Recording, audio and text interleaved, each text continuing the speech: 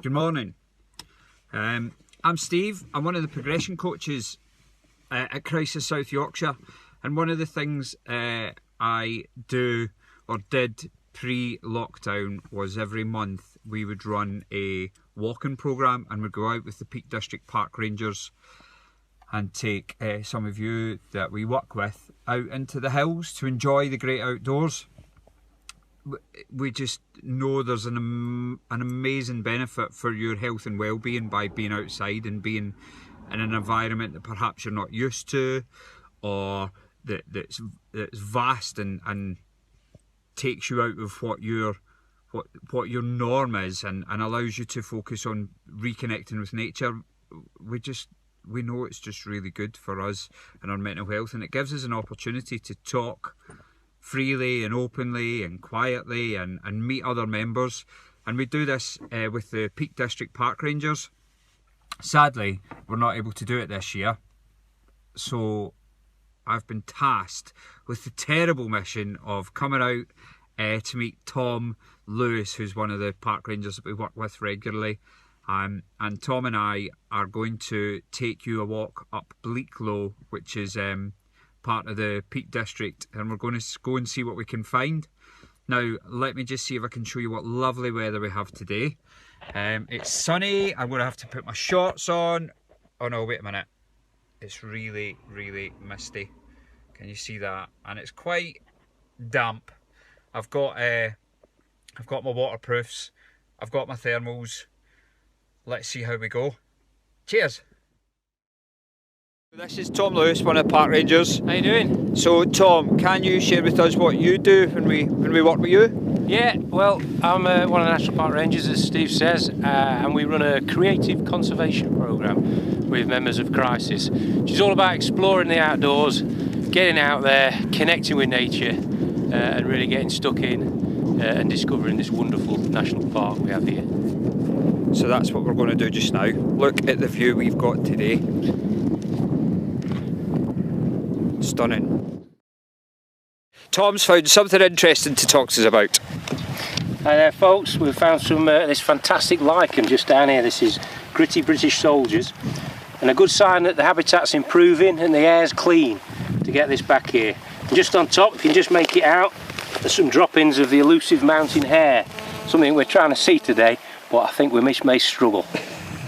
Yeah, the view isn't brilliant, and it's very, very wet.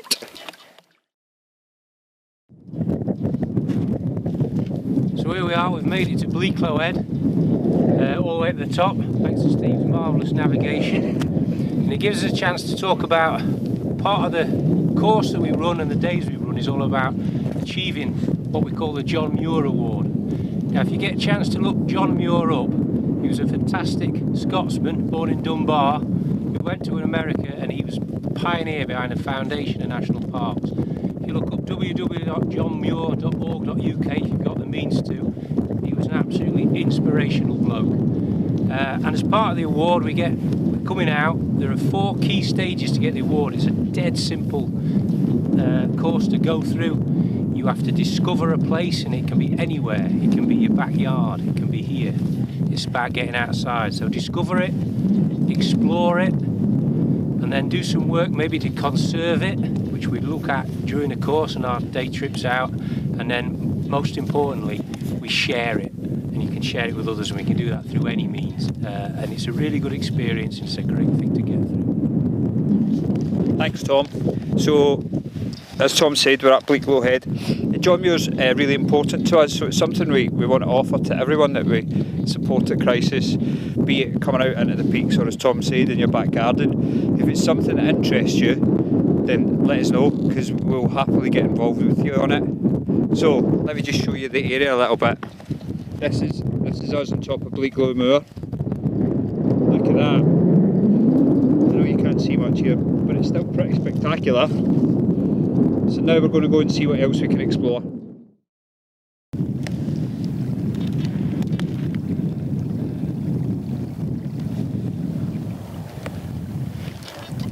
As we can see, we've been really lucky today. Just behind us is a Mountain Hare, sat really quiet. Could have walked past it if it weren't for Steve's hawk eyes. But yeah, fantastic. White Mountain Hare is the only place in England where they breed and live, and we've managed to see one. It's fantastic.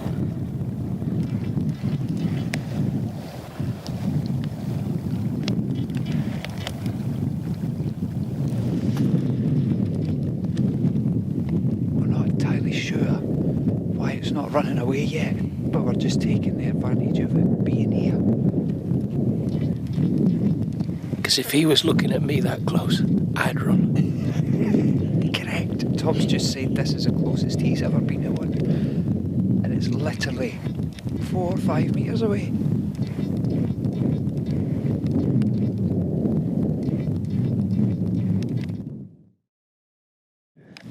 So we've now made it to the Wain Stones. They're also known as the Kissing Stones. I'll show you in a minute because it looks like they're kissing basically. Here, these are the Wain Stones on the top of Bleaklow Head. See them? It's like two faces kissing. So Tom's got some words of wisdom as well. Aye, and I won't be kissing Steve, I'm sure of that. One of the big things is about getting out and how much it means to people and their welfare and their well-being. Being out here enjoying themselves is fantastic. And again, as I alluded to earlier, John Muir was always fond of a good quote. And one of my favourites is, I decided to go out for a walk and ended up staying out till sundown. For going out was in fact going in. So we're here. This is the site of the B29 Super Fortress plane crash. As you can see, this was well, it's an incredible site, and there's an atmosphere here as well.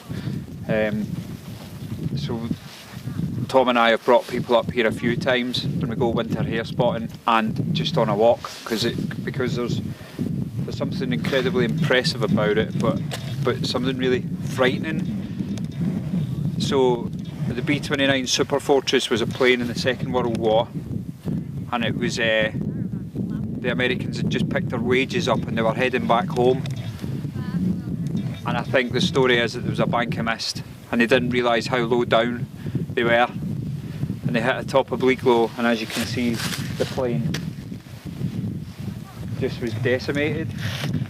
And all around here there's bits and pieces of planes, so not just this is the main section, and you can see bits of the engines over here, and there's still a tyre over there,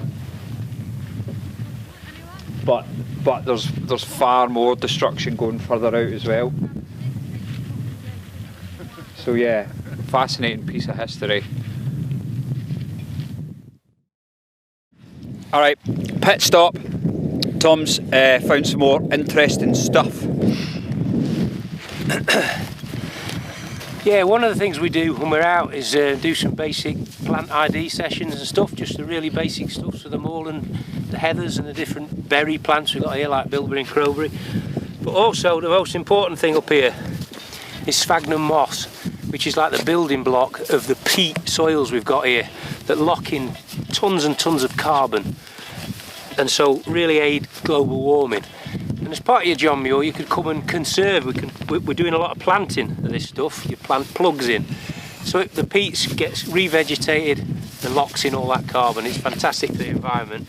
Excuse my dog breakdancing behind me.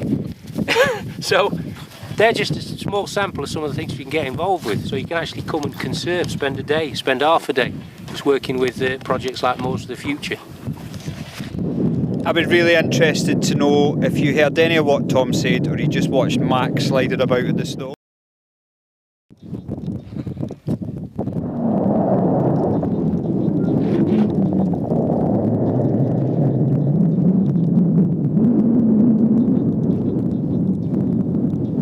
This is us we're up at higher shelf stones now, and you've just seen the view that we've got. So the mist's gone. I wish yous were out having a wander with us today, but this is what we can do with you guys and take you out, and you can come and experience this for yourself. Just look how peaceful it is.